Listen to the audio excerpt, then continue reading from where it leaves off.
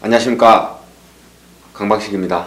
이번에는 우리가 현장에서 일하다 보면은 산업재해를 많이 당하게 되는데, 이런 어떤 법적인 부분은 좀 지금까지 좀 짚어봤던 것 같고요.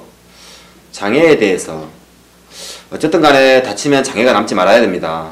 근데 어쩔 수 없이 장애가 남아있을 때 우리는 이 보상에 대해서 어떤 식으로 받고, 과연 나의 장애는 얼마만큼 되는지, 이런 것들을 좀 알아보도록 하겠습니다. 우리는 내가 허리 다치고 싶다고 해서 허리 다치는 거 아니죠.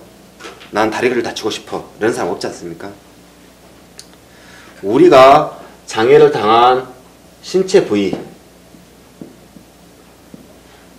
각각 부위가 다 다를 텐데요, 이 부위에 따라서 다 장애가 기준이 다 다르고 있고요. 그렇다고 해서 금액 자체가 다르다는 것은 아니고, 어쨌든 우리는 다치지 말아야 될 게 가장 우선이고, 다치더라도 치료를 최대한 잘해서 장애가 남지 말아야 되는 것이 최우선인 것 같습니다. 근데 우리가 장애 보상액이 많지 않습니다. 산재 보상 기준은 최저 기준이기 때문에 내가 만족할 정도의 보상을 받을 수는 없습니다. 그렇더라도 내가 보상 받는데 정해진 기준만큼은 최소한 받아야 되는 거라고 생각을 합니다. 그랬을 때 머리에 대한 부분, 머리라 하면은 예상성 뇌출혈도 있겠고, 또 뇌경색, 뇌출혈, 고혈압에 의한 뇌출혈도 있겠고, 이런 부분들이 있겠습니다. 이런 부분들이 치료가 종결되었을 때 장애는 어떤 식으로 받는 것이 가장 적정한가. 그리고 팔다리, 팔에 대한 장애, 팔이라고 하면 어깨관절, 팔꿈치 관절, 손목 관절 이렇게 있겠고, 또 손가락에 대한 부분들, 그리고 우리 추체관 있죠. 척추 추체관의 장애는 어떤 식으로 우리는 해석이 돼야 되는 것인가. 또 비뇨기과적인 거는 또 어떤 식으로 돼야 되는지. 또 우리 이제 다리에 대한 장애, 다리라 하면은 골절도 있겠고, 어떤 여러 가지 전방 십자인대 파열이라든지 내지는 인공관절을 하는 경우 여러 가지가 있겠습니다.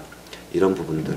그리고 다리에 대한 장애 중에서 발목관절 중에서도 여러 가지 골절이 있겠습니다. 내과 골절도 있겠고요. 또 종골골절도 있겠고, 이런 부분들. 본인의 장애는 어떤 식으로 받는 것이 적절한가. 그렇다고 해서 여기에서 여러분의 장애는 몇 등급입니다, 이렇게 알려드릴 수는 없고요. 그 부분은 주치의의 소견, 이거는 결국은 주치의가 판단한다고 보여집니다. 하지만 주치의의 판단을 어떻게 해석할 것이냐, 이 부분에 좀 중점을 둘 것 같습니다. 그래서 우리가 보상을 받는 데 있어서 최소한 나는 답답하고, 또 미리 장애 등급 나는 몇 등급 받아서 얼마 받을 수 있어, 사실 중요하지 않습니다. 몇 푼 안 나와요, 산재에서. 미리 이런 사람들 있죠. 몇 등급 받을 거니까 집도 지어봤다 부셔보고, 가게도 하나 마련했다가 팔아보고 이러죠.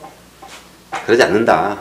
이런 보상이 개인에게 큰 그런 만족할 수 있는 보상 기준은 아니고요. 최소한의 보상을 해주고 있기 때문에 치료를 최선을 다해서 받는 것, 이것이 최선인 것 같습니다. 그러면 앞으로의 시간들 속에서 우리가 이런 거 하나하나 짚어보도록 하고요.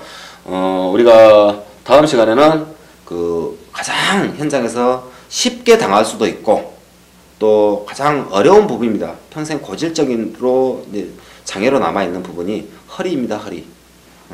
굉장히 좀 다치지 말아야 될 부분인데 가장 중요한 부분이고요. 근데 이 부분에 대한 장애는 우리는 어떻게 보상을 받아야 되는지, 이런 부분에서 좀 짚어보도록 하겠습니다.